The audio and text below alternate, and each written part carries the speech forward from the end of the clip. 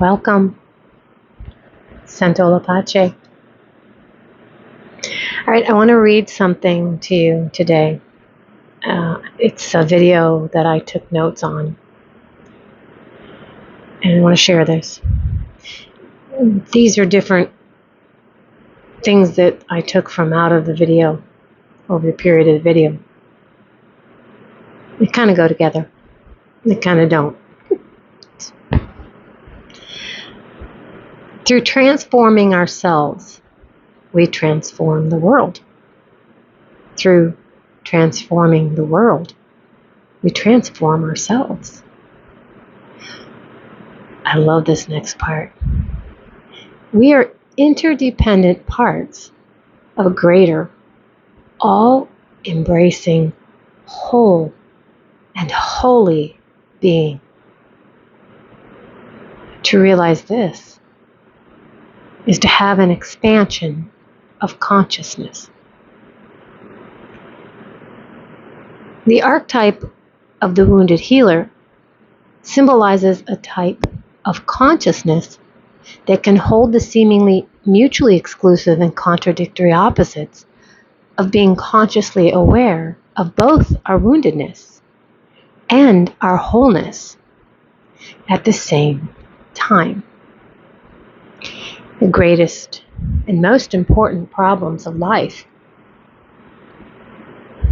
are all, in a certain sense, insoluble. They can never be solved, but only outgrown.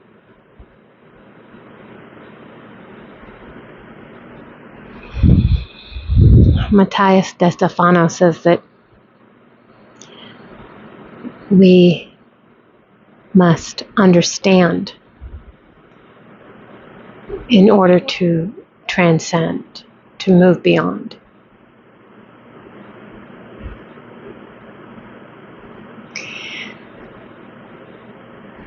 Let me go back to this here.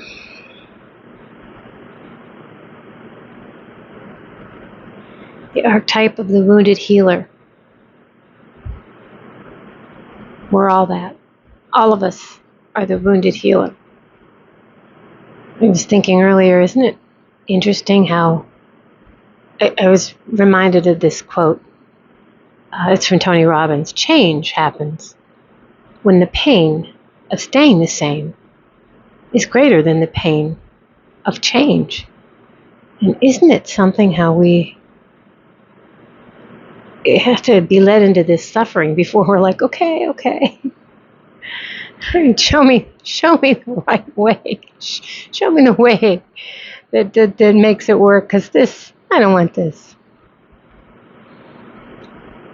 I see it in others, and I know, I found it in myself. And in that journey to self, I didn't want to see the behaviors that, I've talked about this before, so unflattering.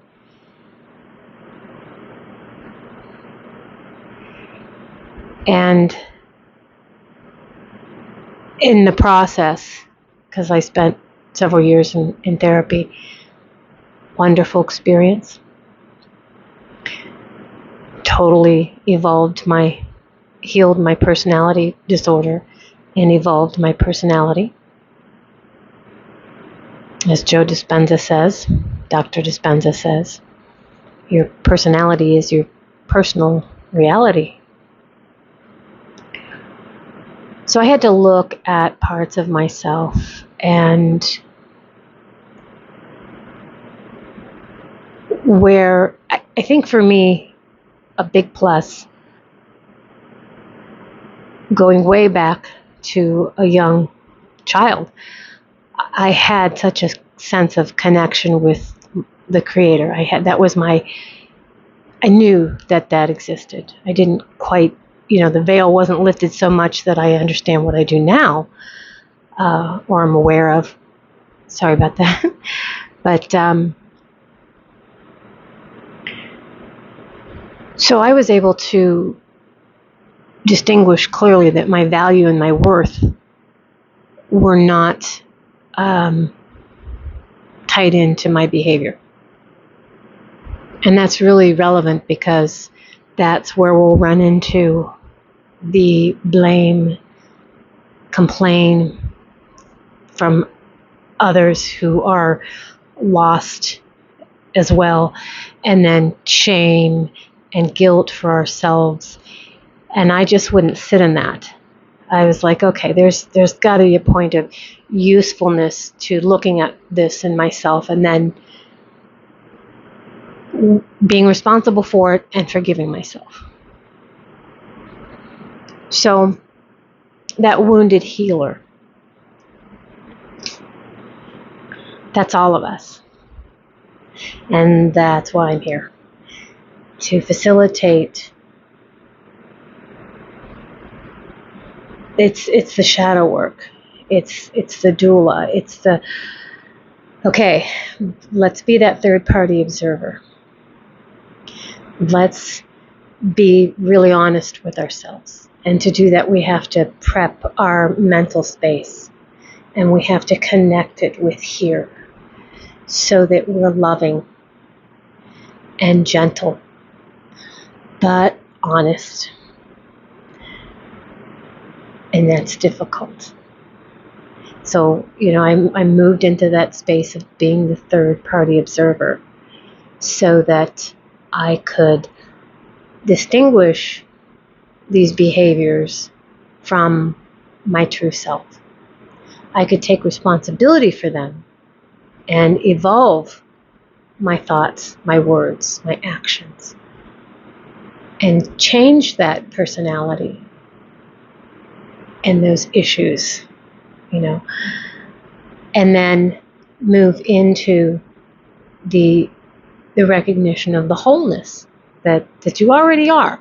It's just, I was listening to something the other day and they were talking about how, and I remember hearing this when Michelangelo did the statue of David, and the Pope asked him, well, how did you manage such brilliance? This is just phenomenal, and in awe of it. And his reply was, well, I just simply got rid of what wasn't David, what wasn't the physical, structure itself.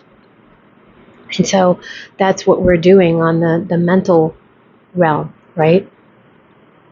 Is getting rid of those programs, getting rid of these behaviors that are grooved from programs ages ago.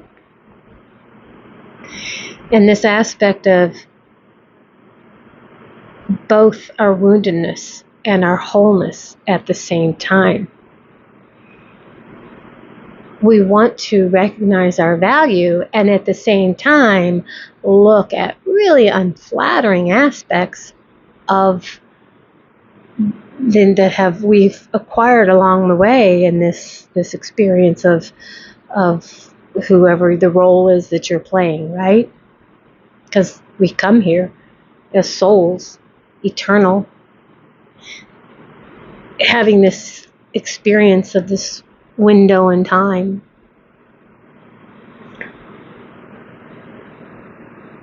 The greatest and most important problems of life are all, in a certain sense, insoluble. They can never be solved, but only outgrown. Yes, that's what we're looking to do. And this is just the experience of Leela. Am I saying it correctly? Yeah, Leela. Right? Just this cosmic game of coming into the physical realm, the higher self, to have this theater that we're in. So it's also that juxtaposition of this is serious, but it's also lighthearted, right? Okay, lots of good stuff there for you to think about. And if this has inspired any kind of comments or suggestions that I can do a different video on. Oh, yes. Looking to go live here soon. Thank you. We're over 100 subscribers. That's just fabulous. So that's the next step here for our channel and our community. And I'm thinking this next Friday. Oh, where's my calendar? So today's the 1st of July, and I will upload this today, and that's a Saturday. So we're looking at, I believe, the 7th of July that we will go live. Have no idea what to expect. I mean, as far as the technical aspects of, I'm going to watch some videos and going to learn it, right? I'm just going to get out there and learn it. So thank you. Thank you to each and every one of you. I love you. Thank you so much that we are that, developed now that we can go live. And I hope you'll join me then. Our purpose here is to have fun and be the third party observer. And I'll have some topics that I'll cover just to discuss in case nobody wants to jump in and kind of be a guinea pig, so to speak. Because what we're doing here is bringing this, kind of think along these lines. Change happens when the pain of staying the same is greater than the pain of change. What do we want to release? It's change, but it's really not so much about change as it is letting go of what we aren't, right? That programming. This is a process, unless you have like a Satori or a Eckhart Tolle moment where you just, reach enlightenment and sit in bliss on the park bench for months, weeks on end. So that's what we're looking to do next Friday. Oh, this would be 7 o'clock Eastern Standard Time, and we are in daylight savings.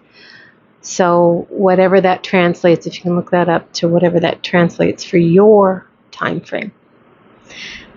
And I'll see you there. Sento la pace, feel the peace. Thank you.